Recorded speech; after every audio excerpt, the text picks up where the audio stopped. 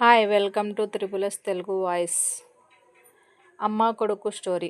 ప్రాచీన భారతీయ కుటుంబ విలువలు, ప్రేమ మరియు సంబంధాలు, గౌరవం నేడు కూడా మన హృదయాల్లో పదిలంగా ఉన్నాయి. ఈ అంశాలను పునరుద్ధి చేసే ఒక చిన్న కథ ఇది. ఒక చిన్న గ్రామంలో రమ్య అనే మహిళ తన కుమారుడు ఆదితో జీవిస్తుంది. రమ్య గృహిణి అయితే ఆది 10వ తరగతి చదువుతున్నాడు. రమ్య భర్త అనారోగ్యం వల్ల చిన్నతనంలోనే మరణించటంతో ఆది ఆమెకు ప్రాణ సహచారిగా మారాడు. రమ్యకు ఉన్న ఒకే ఒక ఆశ ఆది మంచి చదువు నేర్చుకుని పెద్ద మనిషి కావాలి. తల్లి తన కొడుక్కి అవసరమైన అన్నింటినీ అందించేందుకు ఏ చిన్న కష్టం పడటానికి కూడా సిద్ధంగా ఉంటుంది.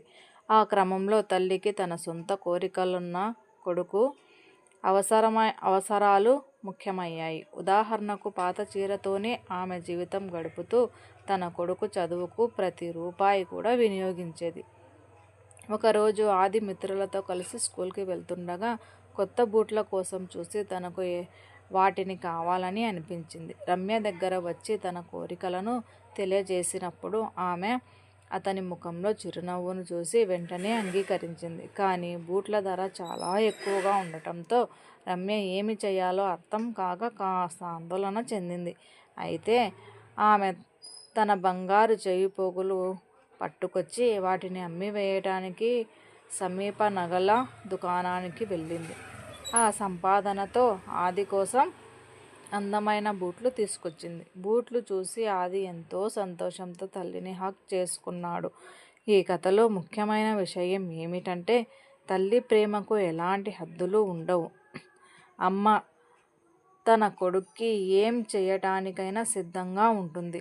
ఈ చిన్న కథ మనకు అమ్మ ప్రేమకు ప్రతీకగా నిలుస్తుంది. అమ్మ కొడుకు స్టోరీ అని పిలువబడే ఈ చిన్న సన్నివేశం ప్రతి ఇంట్లో ఉండే ప్రేమ త్యాగాలకు నిదర్శనంగా నిలుస్తుంది.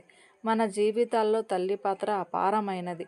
ఈ కథ ద్వారా అమ్మ మన జీవితంలో ఎంత ముఖ్యమో మరోసారి గుర్తు చేసుకుంటాం.